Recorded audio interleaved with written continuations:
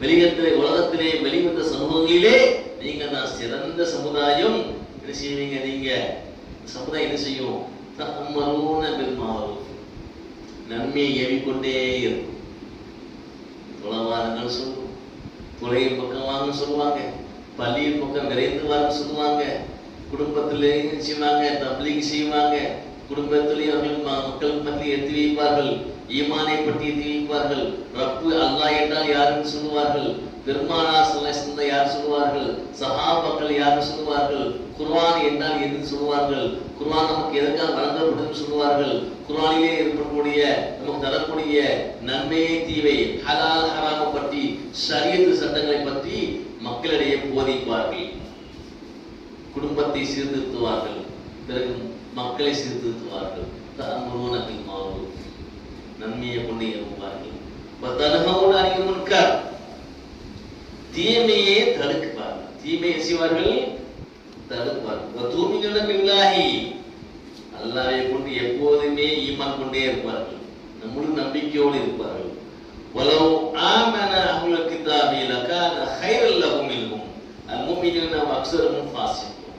இவர்கள் தான் உலகத்திலே மிக சிறந்த சமுதாயம், மனிதர்களே சிறந்தவர்கள் என்பதாக அல்லாஹ் தஆலா குர்ஆனிலே வரிசைப்படுத்தி கொண்டு சொல்லிட்டே வரான். ஆறாவது சிறந்த சமுதாயமாக, சிறந்த மனிதராக, நன்மையை ஏவி தீமை தடுக்கக்கூடிய ஒரு தனிநபர் இருந்தாலும் சரி, ஒரு தனி கூட்டமாக இருந்தாலும் சரி, ஒரு தனி சமூகமாக இருந்தாலும் சரி, அவர்கள் தான் சிறந்தவர்கள்.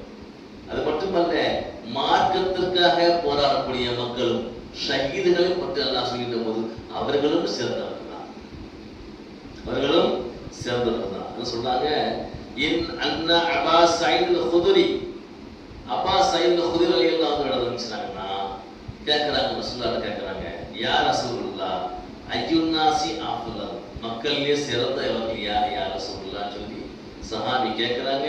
பெருமானார் சொல்றாங்க, அல் முஃமினு யுஜாஹிது ஃபீ ஸபீலில்லாஹ்,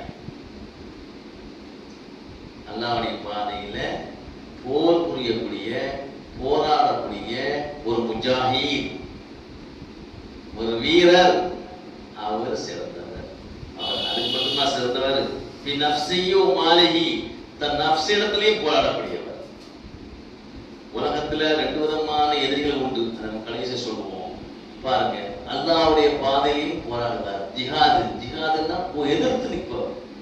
எதிரி படைகள் மட்டும் இல்ல, நஃப்ஸிஹி, தன்னுடைய நஃப்ஸிக்கும் எதிராக செயல்படக்கூடியவர். தன் நஃப்ஸை சொல் கேட்க மாட்டார், தன் உள்ள சொல்லலாம் கேட்டு நடக்க மாட்டார். அவர் முஜாஹித் பெருமா சொன்னாங்க.